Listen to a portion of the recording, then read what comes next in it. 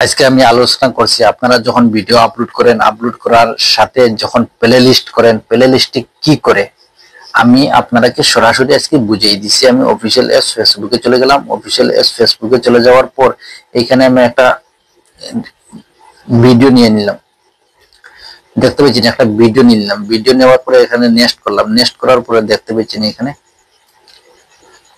এই জায়গাতে দেখতে পাচ্ছেন এড টু প্লে লিস্ট, দেখতে পাচ্ছেন এখানে add to playlist. Add to play লিস্টে আপনার এটা যদি আপনি আপলোড করতে যদি এড টু প্লে লিস্টে গিয়ে আপনারা কিছু লিখেন, তাহলে এটা লেখাটা কি কাজে লাগে আমি আপনাদেরকে সরাসরি বুঝাই দিচ্ছি আজকে। এটা প্লে লিস্টে যদি আপনি এটা ওপেন করে যদি ভিডিও আপলোড করেন, এটা ওপেন করে যদি ভিডিও আপলোড করেন, তাহলে আজকে যেটা ভিডিও আপনি করেছেন সেটা 10 জন লোকের কাছে গিয়েছে।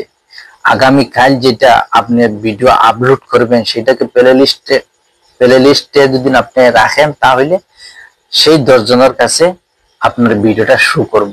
কিন্তু তারা যদি দেখে তাহলে আপনার এখান থেকে ভিউ চলে আসবে, আর যদি দেখেন না তাহলে ভিউ চলে আসবে না। আপনারা কিন্তু বুঝাইতে পারছেন। অবশ্য আপনারা যখন ভিডিও আপলোড করবেন প্লে লিস্টটা অন করি, প্লে লিস্টে কিভাবে লিখতে হয়, ভিডিওটা লম্বা হয়ে যাবে, আমি বেলেগ দিন আপনাদেরকে দেখাই দিয়ে দিব। আপনারা প্লে লিস্ট করে ভিডিও আপলোড করবেন, রিলস হোক